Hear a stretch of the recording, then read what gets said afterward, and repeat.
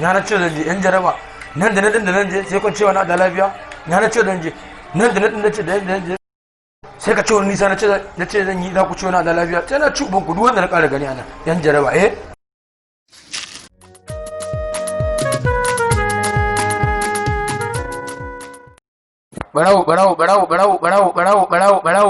barawo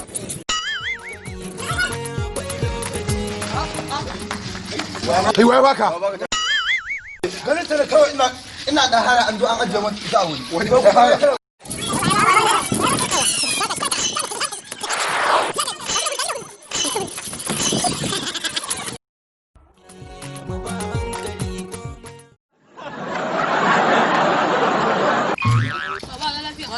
Allah ya sa in gishi Allah ya sa